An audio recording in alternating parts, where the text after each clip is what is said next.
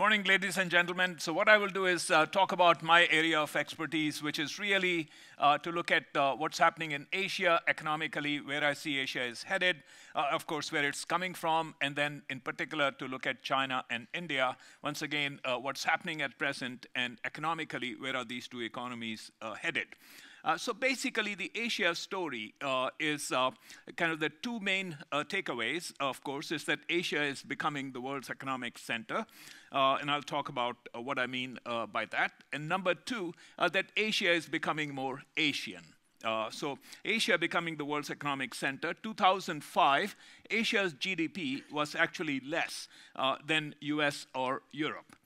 Today, Asia's GDP is about 1/3 as large as US or Europe. By 2025, under reasonably conservative assumptions, Asia's GDP is likely to be equal to US and Europe combined.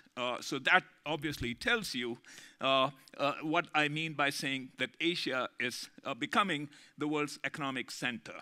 In terms of Asia becoming more Asian, if you look at trade figures, is that the Asia, or the trade of international trade of Asian economies, and if we disaggregate it into two parts, intra-Asia trade versus trade between Asian economies and outside Asia, that figure about 10 years back used to be 52%.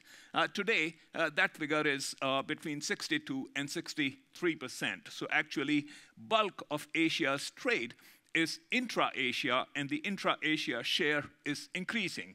If I actually pick up on one of the things that Espen was talking about, which is, for example, if you look at oil trade, and oil trade is a huge part of course, global trade, is that the Middle Eastern oil, and in fact, already it is shifting, but as US becomes a net exporter rather than a net importer, a bulk of the Middle Eastern oil will actually be traveling within Asia, from West Asia to East Asia to South Asia. So those are trends. But of course, it's not just on the trade side, even on the investment side. If you look at India as an example of a large economy that is looking to invest billions of dollars, in fact, roughly about $250 billion a year in infrastructure, bulk of that money actually will come from inside Asia. It will come from China, it will come from Japan, it will come from Malaysia in part. It will come from, of course, the rich Gulf countries. And so that's my observations about Asia. If I look at China, of course, we all know that Chinese economy is slowing down.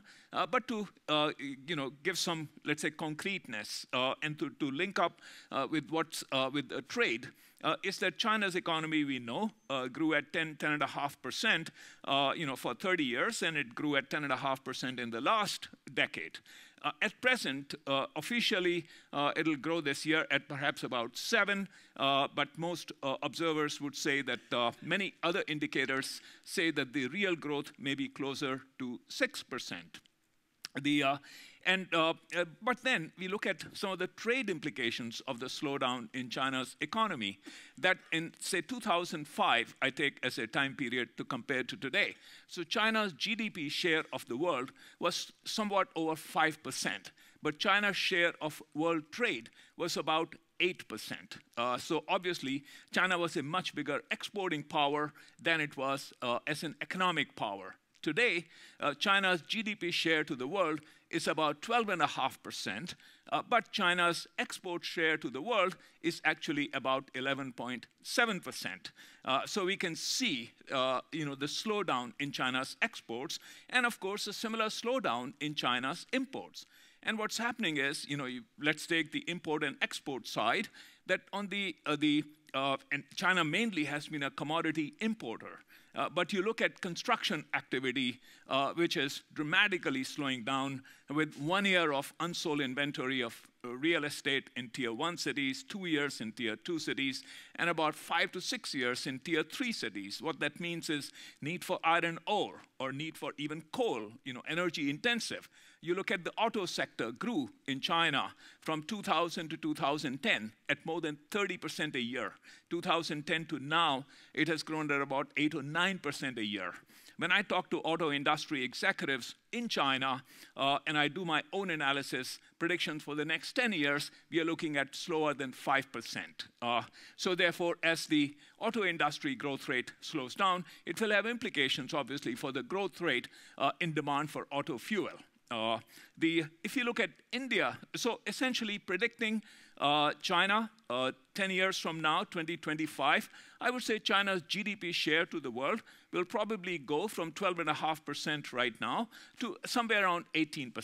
But China's export share, China's import share to the world will still be, for a variety of reasons that I hinted earlier, will still be less than 18%. And it therefore not a surprise at all that on the economic front, of course, there are geopolitical implications too, that the Chinese leadership, one of their major initiatives is One Belt, One Road, because they are aware that exports are growing at a slower pace than GDP, and they want to do something about it. Looking at India, it obviously is a significantly smaller economy than China.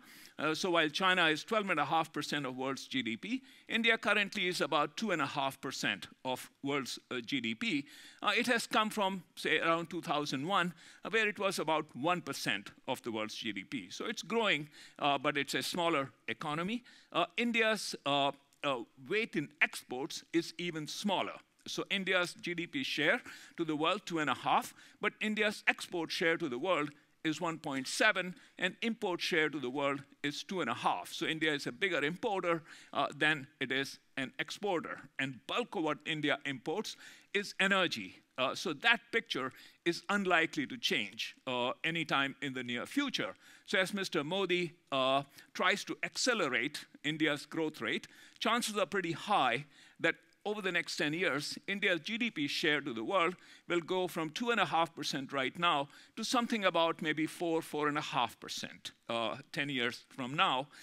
India's import share to the world will probably grow at the same pace as India's GDP because of the need to import fuel, and that need is not going away anywhere. Prospects are also not very high that India would discover massive sources of fuel domestically.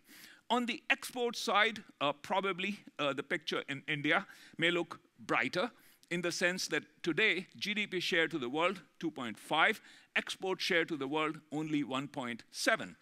So one of the major, perhaps the most important initiative of the Modi government is Make in India. And Make in India includes all types of components or segments and so on. But as that particular initiative begins to become reality, it will also lead to a faster growth in exports. Last 10 years, India's exports grew at about roughly 9 to 10%. Modi government wants to grow that over the next 10 years at 25% annually. HSBC and others say maybe 25 is a little too ambitious, but they are still saying, as compared to 10%, 15% annual growth rate or higher than 15% appears realistic. So therefore, exports should begin to grow faster than GDP. And already we can see some of the initiatives at the state government level, which are extremely important in economic development in any large country, whether it is China or India. India has one of the largest coastlines in the world, both on the west coast and the east coast of India. And we take one of the big states, Maharashtra, and Mumbai, of course, is the main commercial city of Maharashtra, is that Maharashtra has a coastline of about 600 kilometers. And the chief minister of the state, who is very, very proactive in terms of economic development. What just this week, he said that they're working on a plan to build a port, and it will be private sector building, private sector ownership, to build that port every 100 kilometers. So that gives you an idea about the types of investments that are taking place in infrastructure and that are likely to have trade implications. So that's my story.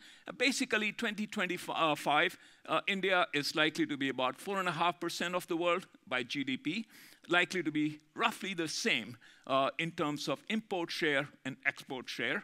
China at that time will be about 18, and so on. So India will significantly be smaller than China, but at the same time, India by 2025 could be about half as important in the world economically as China is today, which still would be quite a significant achievement. So that's my story of these two economies and putting it in the context of what's happening in Asia and the world.